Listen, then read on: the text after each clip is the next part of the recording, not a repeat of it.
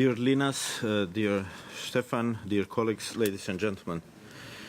In the framework of the 14th session of Armenia-EU Cooperation Council, together with my EU colleagues, we addressed a wide range of topics of our bilateral agenda.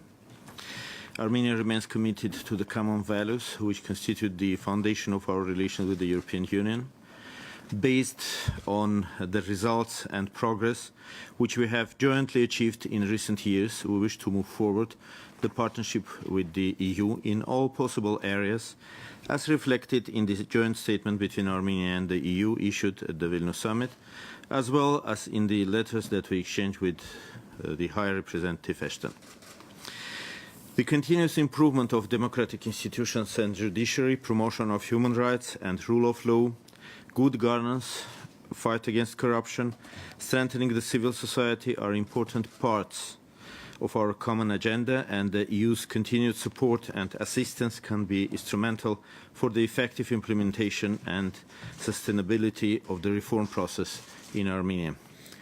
In order to promote people-to-people contacts, we have concluded visa facilitation and readmission agreements, which will enter into force from January 2014. Armenia has lifted the visa requirement for citizens of the EU member states from January 2013. Armenia is looking forward to launching a visa dialogue as a next phase of cooperation in this area, which could lead to a visa-free travel for the citizens of Armenia. We attach the importance to the signed protocol of the Partnership and Cooperation Agreement, which will allow Armenia to participate in a broad range of EU programs and to cooperate with EU agencies. We are also determined to enhance sectoral cooperation and promote favorable framework for the enhanced trade and investments. Armenia will continue its active engagement in the multilateral dimension of the Eastern Partnership. We agreed to take further our work and identify future bases of our bilateral relations. We touched upon different regional issues of common interest. I briefed our EU colleagues about the summit meeting on November 19th in Vienna between the presidents of Armenia and Azerbaijan, and foreign ministers meeting in Kiev, according to the instructions of the presidents. Together we expressed our support to the efforts of the three co-chairs of the Minsk Group of OSCE. Thank you.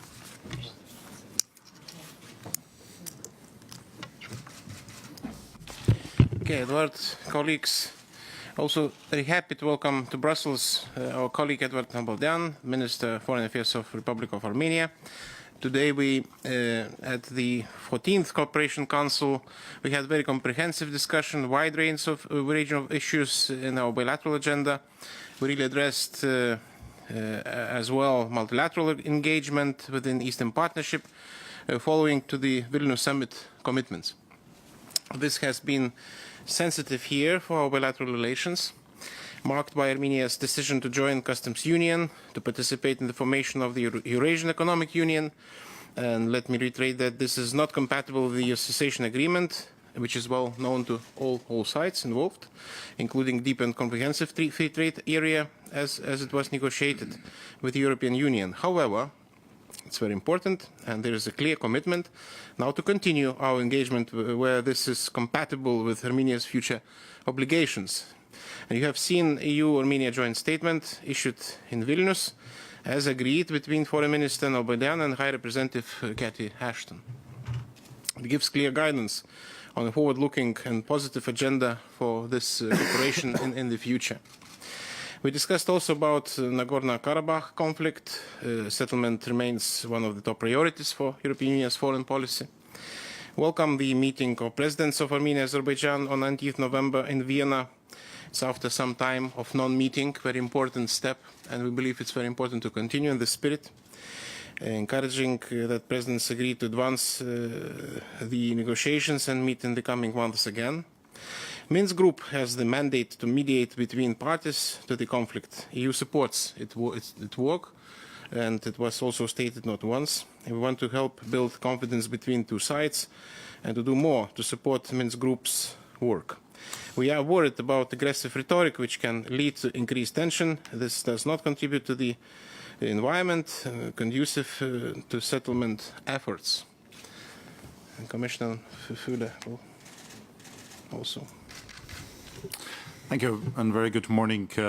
Indeed, as my colleague Lena Stankiewicz said, compared to previous Cooperation Council, there is definitely a difference in the content of our discussions, given the new international commitments of Armenia. But what remains the same, and I'd like to underline that, the same, is our desire and resolve to continue to have a close relationship and take it forward based on what we have achieved so far. And in this slide, we have reconfirmed the need to revisit the basis for our bilateral relations, as well as to update the European Union-Armenia ENP action plan to adjust it to the extent and ambitions of our future cooperation. We have commended the progress on the mobility partnership. The ratification of the agreements on visa facilitation and readmission is completed, and we are looking forward to their early entry into force.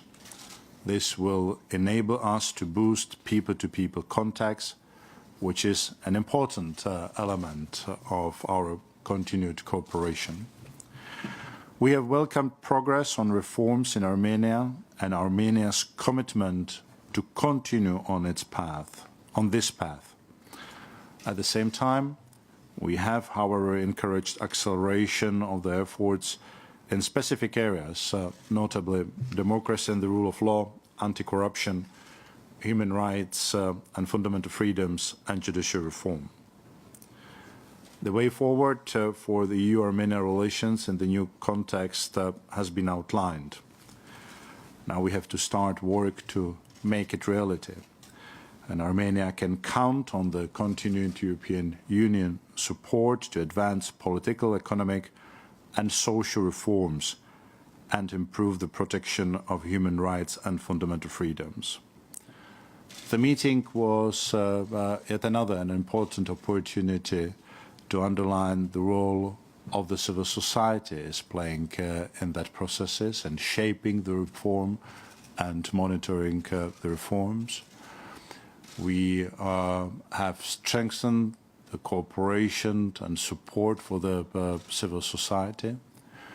We hope very much that also their work will be built on what we have achieved in that area in the last 3.5 years. We hope very much that the fundamental freedoms, particularly the freedom of assembly and freedom of expression, the civil society and actually all the citizens of Armenia enjoy would be further strengthened there. The specific support is going to be provided to the Armenian National Platform of the Eastern Partnership Civil Society Forum in order to strengthen its role in monitoring the reform process by building a structured dialogue with the government. And we call on the government to ensure that there are no intimidation of the civil society representative and human rights activists, and particularly the women rights activists. And we call upon Armenia to investigate some of those cases in the past thoroughly and to ensure without delay that the perpetrators are brought to justice. Thank you. Thank you, Ministers. Thank you, Commissioner. Time for questions. Let's start with Marco. Thank you very much. It's Marco Zatterin from La Stampa. For Commissioner Füle and for Minister that I don't dare pronouncing the surname, I would like to ask you, what's your reaction to the events we've been seeing over the weekend and before in Kiev? And if you do not think that the EU has been too timid and not enough courageous to try to pull Ukraine on the European side. And to Minister Nalbandyan, sorry for that, and I would like to ask you, what's your reaction to what's happening in Ukraine right now, and especially if you have any particular feeling or sensation when you see a Lenin statue being torn down? Thank you.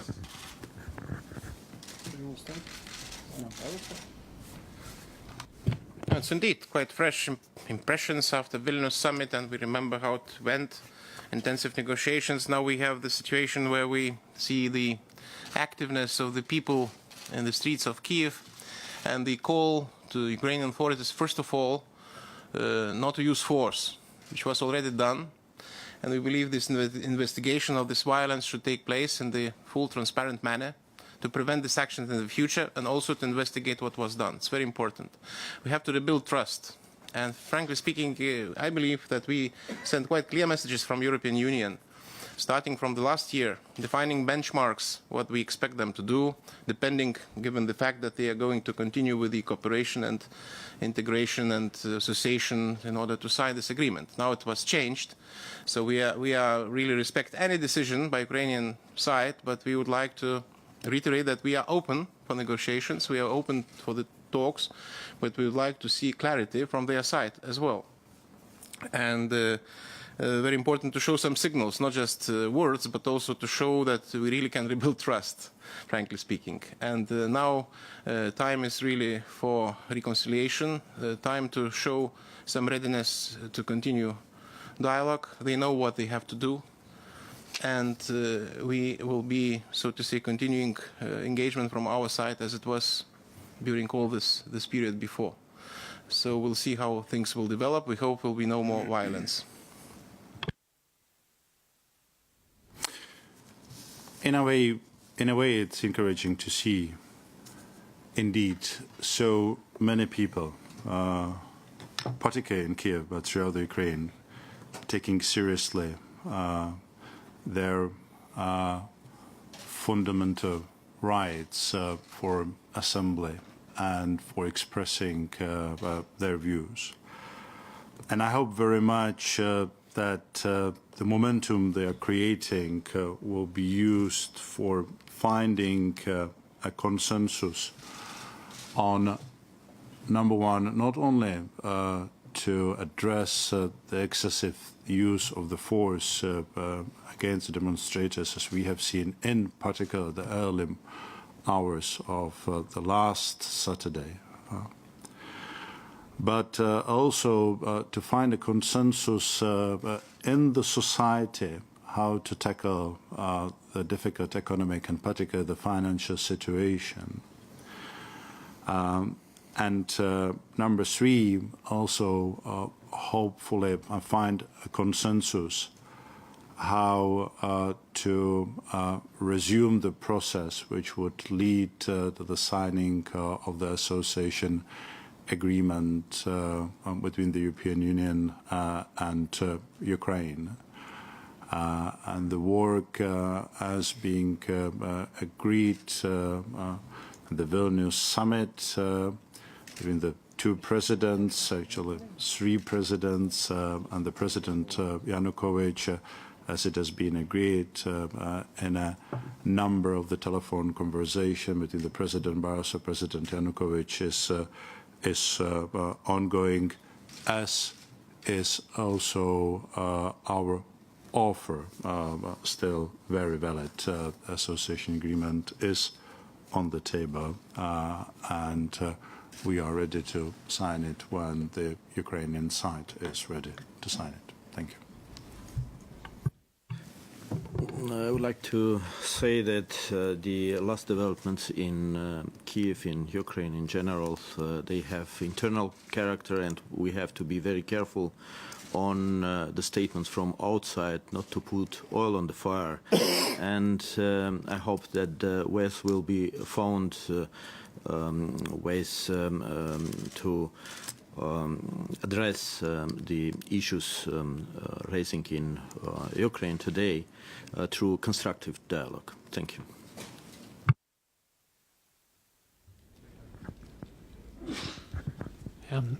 Sorry, I have to insist on continuing with Ukraine, but I'm wondering, this Ukrainian delegation that is supposed to come to Brussels, does any of you know when it will come? And for you, Mr. Füle, will you head to Ukraine as well, just like Mrs. Ashton do? Is it enough that she's there?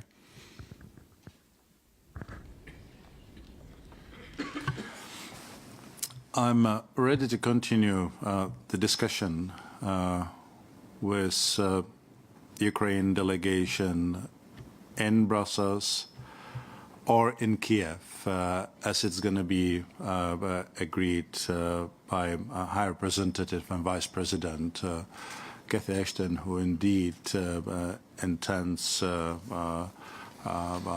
go to Ukraine. The commitment is there.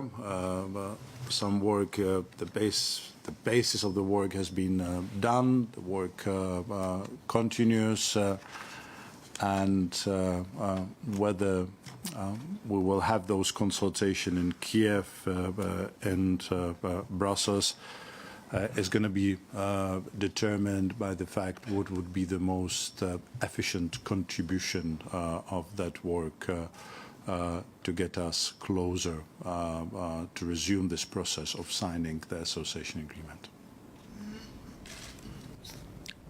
Are there any more questions? No? Thank you very much. Thank you.